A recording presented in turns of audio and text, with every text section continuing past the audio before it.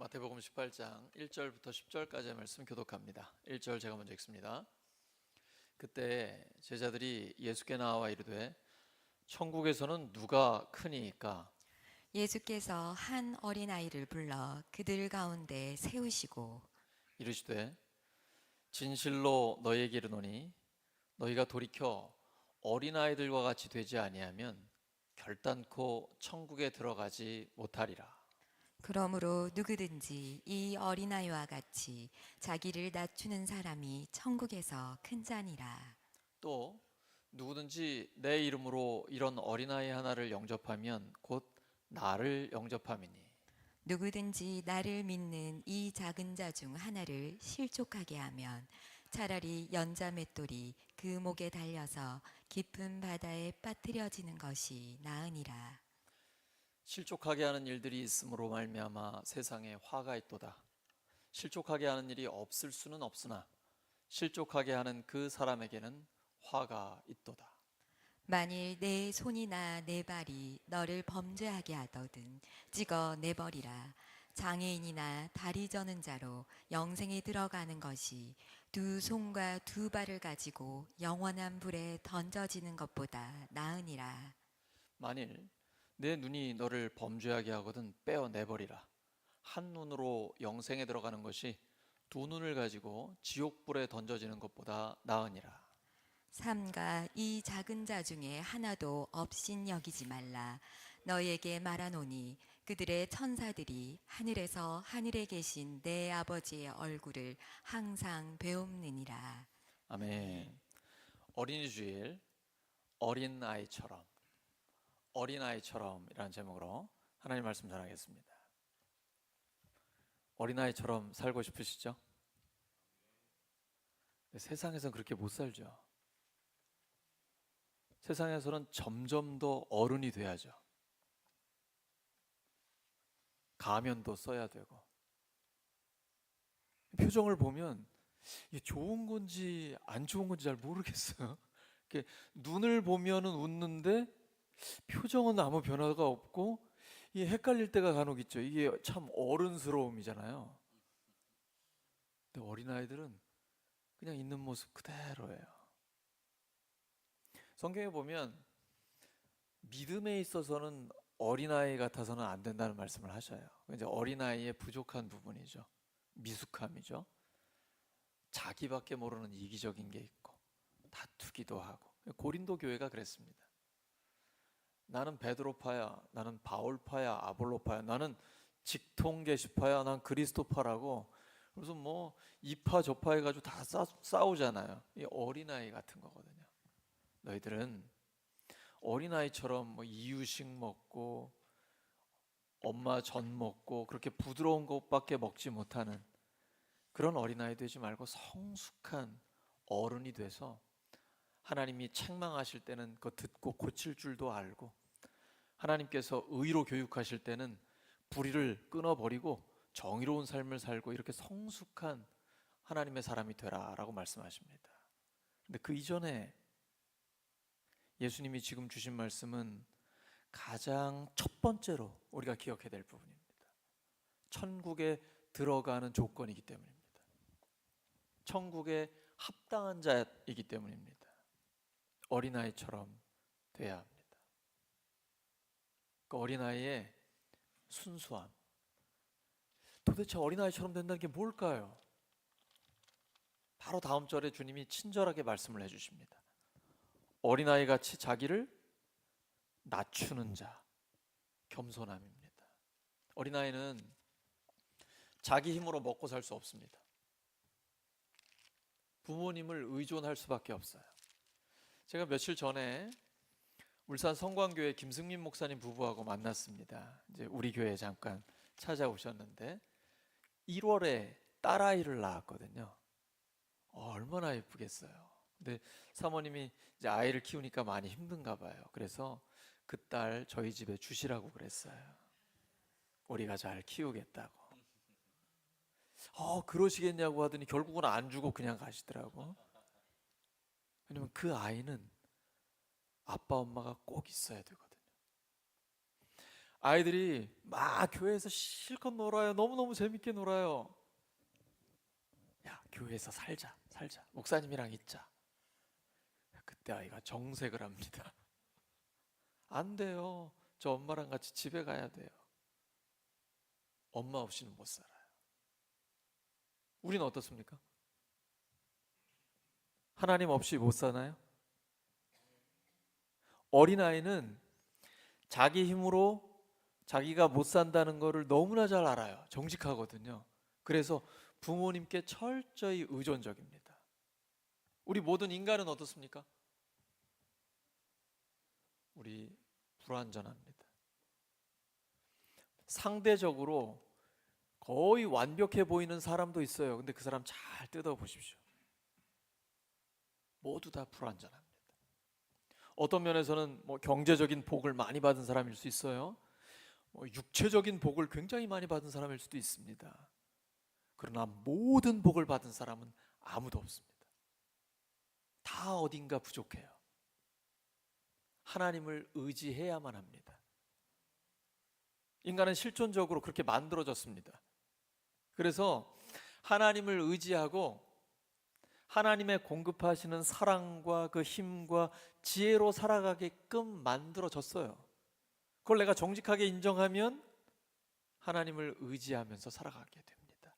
그게 바로 어린아이 같이 살아가는 것이죠. 제자들은 천국에서조차 누가 큰 사람입니까? 여기에 관심이 있습니다. 우린 다 품위가 있는 사람이기 때문에 대놓고 그런 얘기 안 하잖아요. 근데 제자들은 굉장히 정직해요. 우리 남자들 한번 얘기해 보죠.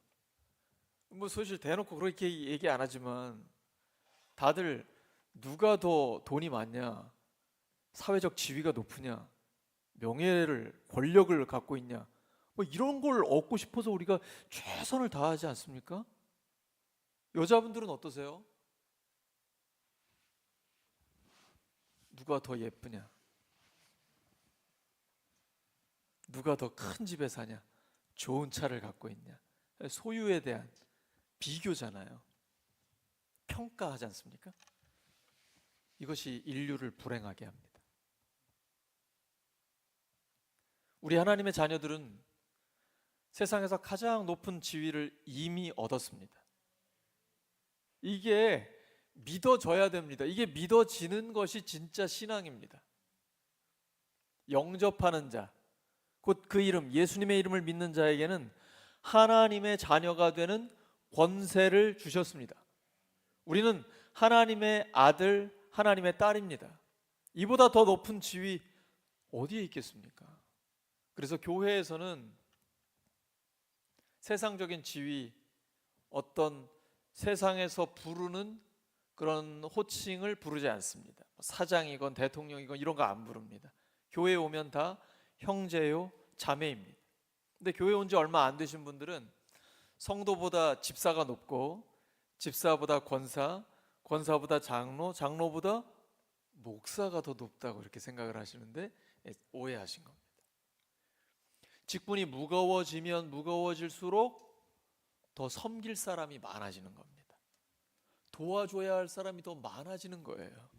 근데 교회에서의 직분을 계급이나 서열로 오해하시는 분들이 있습니다. 그건 세상 질서입니다. 교회는 천국 질서입니다.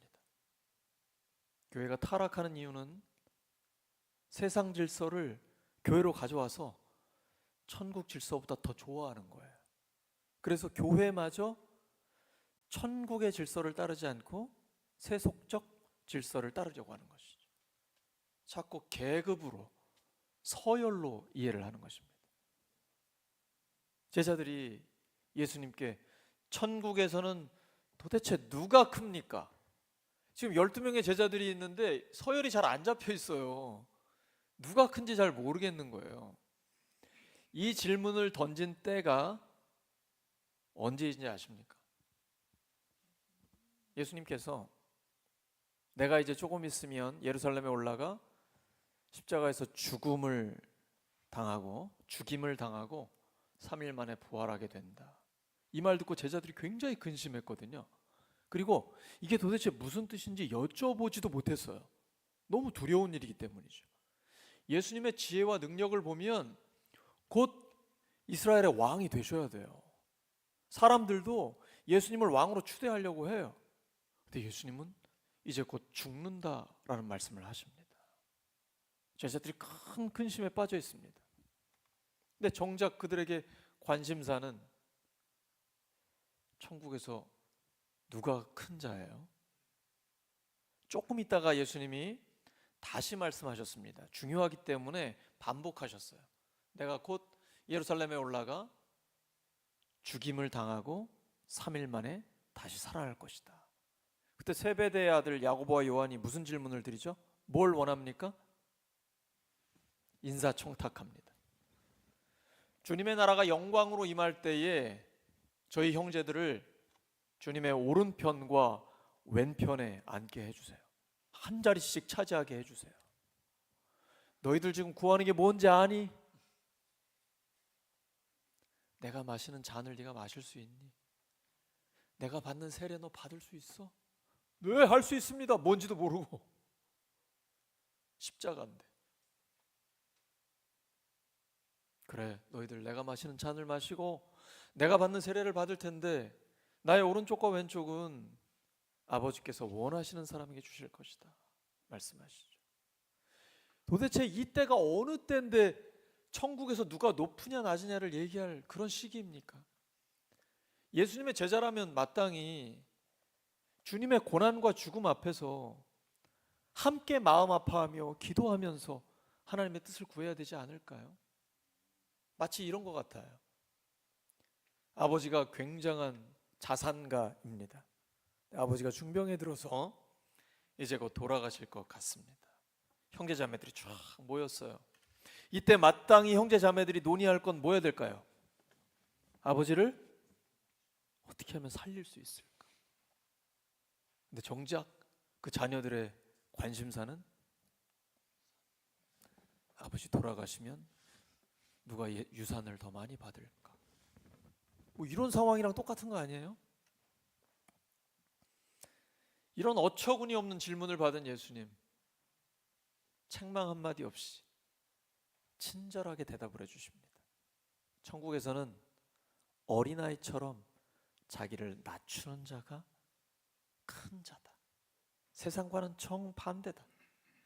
교회에 오시면 세상과 정반대, 전혀 다른 세상을 보실 수 있어야 됩니다. 우리는 곧 천국에 갈 것입니다. 이 땅에 있는 동안 그 천국을 맛보면서 살기를 원합니다. 바로 그곳이 교회요, 그곳이 가정이 되기를 바랍니다. 교회에서는 철저히 천국 질서를 따르는 것입니다. 어린아이 같은 사람, 자기를 낮추는 사람, 겸손한 사람이 높은 사람입니다. 어린아이들은 자기를 높일 줄 모릅니다. 늘 해맑은 얼굴로 밝고 순수하게 다가옵니다. 그 아이들은 정직합니다. 예수님께서 이 천국에서 크다라는 게 뭔지, 아니 그 이전에 어떤 사람이 천국에 들어갈 수 있는지를 설명할 때 실물 교육을 하셨습니다. 어린아이를 불러서 제자들 가운데 세워주십니다. 이것이 어린아이 같은 거예요. 예수님이 부르시면 예 하고 가는 거예요. 그 자리가 어떤 자리가 됐든지 간에. 그리고 예수님이 세우시면 그 자리에 신실하게 서 있는 거예요. 기쁨으로 사명을 감당하는 것입니다. 이것이 어린아이 같은 것입니다. 근데 어른이 되면 세상을 너무 많이 알고 때가 묻다 보면 막 잔머리가 돌아가거든요. 주님의 이 부르심에 응하면 내가 고생할 게 뻔해요. 그 자리에 서 있으면 나 괴로울 걸 내가 너무 잘 알고 있어요. 어른이거든요. 이래서는 하나님 앞에 쓰임 받을 수가 없어요. 예수님은 천국에 들어가려면 어린아이처럼 돼야 한다는 거예요. 주님의 부르심에 아멘 하고 순종하고, 주님이 보내셔서 세우신 그 자리에 아멘 하고 충성하며 하나님만 바라보는 겁니다. 어떻게 하면 어린아이처럼 겸손해질 수 있을까요? 어떻게 하면 어린아이처럼 자기를 낮출 수 있을까요? 큰 분을 바라보면 됩니다. 믿음의 주요 온전케 하시는 이인 예수님을 바라보면 됩니다. 그분이 너무 크기 때문에 내가 작다라는 걸, 아니 존재가 거의 없다라는 걸 깨닫게 됩니다. 오늘 간증에서 말씀해 주신 것처럼 하나님 앞에 서면 끊임없이 겸손해질 수밖에 없습니다. 그런데 어떤 분은 그런 얘기해요. 나 예수 믿고 내 자아 다 깨졌어. 나 다 죽었어. 이런 말씀하시는 분 계신데 그거 교만입니다. 인간은 죄성이 있어요. 가만히 놔두면 죄로 기울어집니다. 금방 교만해져요. 마음이 높아지고 조금이라도 자기 잘난 거를 드러내려고 합니다. 그래서 사람은 늘 하나님 앞에 머물러야 합니다. 하나님 앞에 있을 때만 겸손할 수 있습니다. 하루만 말씀을 안 읽어보세요. 말씀을 묵상을 안 해보세요. 하루만 기도를 안 해보십시오. 금방 교만해집니다. 목사도 예외 없습니다. 아무리 신앙생활을 오래 했어도 관록이 있어도 그거는 관록일 뿐이지 실제 하나님 앞에 겸손한 게 아닙니다. 늘 자기를 낮추려면 날마다 하나님 앞에 서야 합니다. 또한 예수님을 닮은 스승 앞에 서야 합니다. 어떤 분은 나는 사람을 보지 않는다고, 난 교회 오직 하나님만 보고 온다라고 얘기하시는 분이 있어요. 믿음이 굉장히 좋은 것 같죠. 난 배울 사람이 하나도 없다고 그래요. 굉장히 교만한 거예요. 그리고 아주 불쌍한 거예요. 어린아이를 보고도 배울 수 있어야 돼요. 예수님은 그 어린아이를 보고 배우라고 하시는 거예요. 그 아이의 겸손함, 순수함. 그런 사람이 천국에 갈 수 있다는 겁니다. 세상에는 배울 사람이 너무나 많습니다. 다 다른 사람을 나보다 낮게 여겨야 돼요. 저 사람 나보다 더 나은 사람이야. 무엇이라도 배울 것이 있습니다. 그렇게 배우는 사람은 끊임없이 변화되고 성장하게 됩니다. 예수님 오늘 제자들에게 강조해서 진실로 결단코 라고 말씀하십니다. 중요하기 때문이죠. 마태복음 18장 3절입니다. 시작. 진실로 너희에게 이르노니 너희가 돌이켜 어린아이들과 같이 되지 아니하면 결탄코 천국에 들어가지 못하리라. 진실로라는 건 강조예요. 너희가 돌이킨다는 거는 회개하는 거예요. 변화되는 거예요. 야, 너 그렇게 때 묻은 어른으로 그냥 사람들만 보면서 그렇게 가면 쓴 어른으로 살지 마라. 이제 돌이켜라. 회개해라. 이제 변화되라. 그리고 저 어린아이를 보라고 하시는 거예요. 어린아이처럼 되지 않으면 천국에 들어갈 수 없다라는 거예요. 그것도 아주 결단코라고 말씀하세요. 천국에 합당한 자, 어린아이처럼 되는 사람입니다. 팔복에서 심령이 가난한 자는 복이 있나니 천국이 저희 것임이라고 했습니다. 마음이 가난해야 합니다. 이 사람이 천국에 합당한 사람입니다. 주여 주여 하는 자마다 다 천국에 들어갈 것이 아니요 하나님의 뜻대로 행하는 자라야 천국에 들어간다 말씀하십니다. 예수님 말씀이에요. 천국에 합당한 자는 어린아이 같은 겸손한 사람이에요. 마음이 가난한 사람이에요. 하나님의 뜻대로 행하는 사람이에요. 이제 모든 어른의 껍질을 벗어버려야 돼요. 내려놔야 돼요. 그리고 어린아이 같은 순수함과 겸손함을 내 마음에 가지고 있어야 합니다. 그때 비로소 천국 백성이 되는 것입니다. 그리고 천국의 질서대로 살아서 이 땅에서도 하나님 나라를 맛보면서 살아갈 수가 있게 되는 것이죠. 돌이키라고 하셨습니다. 회개하라. 예수님의 첫 번째 설교입니다. 회개하라. 천국이 가까이 왔느니라. 세례 요한도 마찬가지였죠. 그리고 성령의 충만함을 받은 베드로가 사도행전 2장에서 외칩니다. 너희가 회개하여 예수 그리스도의 이름으로 세례를 받고 죄사함을 받으면 성령을 선물로 받게 된다. 회개해야만 구원받습니다. 천국 백성이 되는 것입니다. 어린아이처럼 될 때 그 사람이 바로 천국 백성이 되는 것입니다. 마태복음 18장 5절입니다. 시작. 또 누구든지 내 이름으로 이런 어린아이 하나를 영접하면 나를 영접하는 것이다. 어린아이라고 하면 사춘기 이전에 그 아이들을 가리키기도 하지만 마태복음에서는 예수님의 제자들을 가리킵니다. 작은 자. 이제 우리 교회로 보면 이제 예수님 믿은 지 얼마 안 된 사람, 아니면 힘이 없고 연약한 그리스도인이라고 말할 수 있겠죠. 예수님을 신실하게 믿는 한 명의 그리스도인이 있습니다. 근데 세상적인 눈으로 보면 돈도 없고 힘도 없고 허드렛 일을 하고 있습니다. 세상 사람들은 그 사람을 우습게 여깁니다. 하지만 하나님은 그 누구보다 그 사람에게 특별한 관심을 갖고 계십니다. 그리고 이 작은 자 한 사람을 업신 여기지 말라고 강조하고 계십니다. 그 사람의 천사가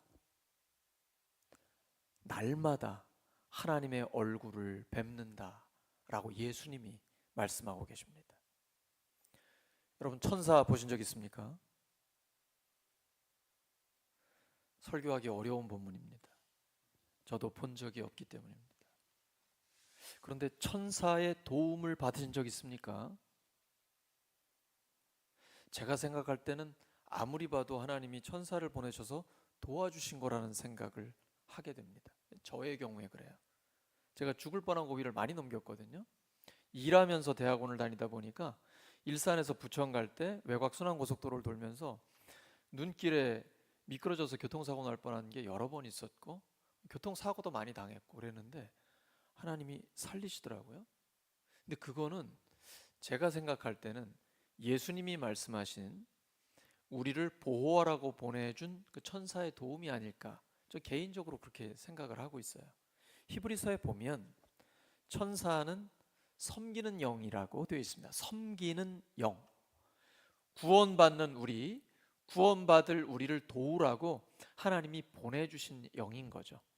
예수님이 겟세마네 기도하실 때 땀방울이 핏방울이 되도록 기도하십니다. 그때 천사가 와서 도와드리죠. 예수님 부활하셨을 때도 천사가 와서 무덤에 그 돌을 옮겨 놓죠. 승천하실 때도 하고 쳐다보는데 천사들이 와서 말을 하죠. 너희들 왜 그렇게 쳐다봐? 하늘을 왜 이렇게 보고 있어? 하늘로 올리운 예수님은 올라가신 그대로 다시 오실 거야. 천사가 한 얘기죠. 저는 성경에 있다고 하면 믿습니다. 우리를 도와줄 천사를 섬기는 영으로 우리에게 보내주셨다는 거죠. 인간적인 눈, 세상적인 눈으로는 지극히 작은 자예요. 세상적인 기준으로 봐서는 보잘것없는 사람이에요. 그런데 하나님께는 너무나 소중한 사람이에요. 지극히 작은 자 하나에게 한 것이 곧 예수님께 한 거예요. 우리 어린아이 하나, 그리고 아주 힘없는 성도 한 사람 한 사람을 도와주고 그들을 영접하는 것이 곧 예수님을 영접하는 것입니다.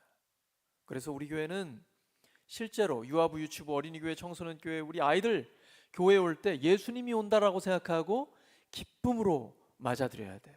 그리고 아주 구체적으로 잠옷실, 또 지하에 있는 교육관의 시설들, 아이들에게 주는 간식 하나, 선물 하나, 이거 예수님께 드린다라는 마음가짐 가지고 하셔야 돼요. 넘치도록 하셔야 돼요. 아이들이 다 알아요. 예수님이 그걸 보고 계세요. 그 아이 하나에게 한 것이 곧 예수님께 한 것이라고 말씀하여 주셨습니다. 그리고 그 아이들을 섬기고 있는 교사들을, 선생님들을 소중하게 여기셔야 돼요. 하나님이 맡겨주신 그 직분을 충성되이 감당하고 있기 때문인 것이죠. 마태복음 18장 6절입니다. 시작. 나를 믿는 이 작은 사람 가운데서 하나라도 걸려 넘어지게 하는 사람은 누구라도 차라리 그 목에 큰 맷돌을 달고 깊은 바다에 빠지는 편이 낫다. 어린아이 또는 지극히 작은 한 사람을 시험에 들게 하지 말라는 거예요. 다른 사람 죄 짓게 하는 죄를 짓지 말라는 것입니다. 만약에 다른 사람을 죄 짓게 하는 죄를 짓는다면 차라리 네 목에 연자 맷돌을 메고 바다에 빠지는 것이 더 낫다. 이게 예수님 말씀인가 싶을 정도로 충격적입니다. 이스라엘 가서 연자 맷돌을 직접 봤는데 집에서 돌리는 손 맷돌 아닙니다. 당나귀가 돌리는 엄청나게 큰 맷돌입니다. 중죄를 저지른 사람, 본보기를 보이기 위해서 목에다 그 맷돌을 매가지고, 엽전같이 생겼거든요. 가운데 구멍이 뚫려 있단 말이에요. 매가지고 바다에 빠뜨리는 게 고대 사회의 사형제도가 있었습니다. 예수님 그 말씀하신 거예요. 그 정도로 심각하다라는 거예요. 다른 사람 죄 짓게 만드는 죄를 지어서는 안 된다. 그래서 늘 다른 사람을 위해 조심하라라는 것이죠. 우리의 말 한마디, 우리의 표정, 어떤 결정 하나하나를 매우 조심하라는 것이죠. 다른 사람들을 살리기 위한 것이기 때문입니다. 말씀 정리합니다. 어린아이처럼 순수한 믿음을 갖고 어린아이를 거절하지 않고 영접해야 합니다. 그리고 연약한 성도를 죄짓게 만들어서는 안 됩니다. 예수님 그것을 굉장히 심각하게 보셨습니다. 그렇게 죄짓게 만드는 너의 손이 있다라면, 너의 눈이 있다라면 차라리 그거를 끊어버리고 빼버리고 천국에 가는 것이 훨씬 더 낫다라고 말씀하십니다. 자, 정신 차리세요. 주무시면 안 됩니다. 이때 예수님의 말씀은 손발을 끊으라는 얘기 아닙니다. 눈 빼라는 얘기 아닙니다. 그 정도의 각오를 가지라는 것이고 결단하라는 것입니다. 예수님의 말씀은 문자 그대로 순종해야 될 것도 있지만 그 정신을 순종해야 되는 경우가 훨씬 더 많습니다. 그래서 이 부분은 마음을 고쳐야 된다는 것이고 단단히 각오를 해야 한다는 것입니다. 다른 사람을 살리기 위해서 나의 모든 말과 행실과 마음이 다잡아져 있어야 한다라는 말씀이시죠. 연약한 성도를 죄짓게 해서는 안 됩니다. 그들을 격려하고 천국까지 인도하는 우리 모두가 되기를 예수 그리스도 이름으로 축원합니다. 함께 합심하여 기도합니다. 말씀을 기억하고 어린아이처럼 순수하고 정직한 믿음 갖게 해주시옵소서. 그리고 오늘 성찬 예식을 위해서 하나님 앞에 기도하겠습니다. 하나님 아버지 도와주셔서 어린아이처럼 순수한 믿음을 갖게 해주시옵소서. 뿐 아니라 오늘 주님의 죽으심과 부활을 기억하면서 성찬 예식에 참여합니다. 하나님 이 시간 저희들에게 성령의 충만함을 주시옵소서.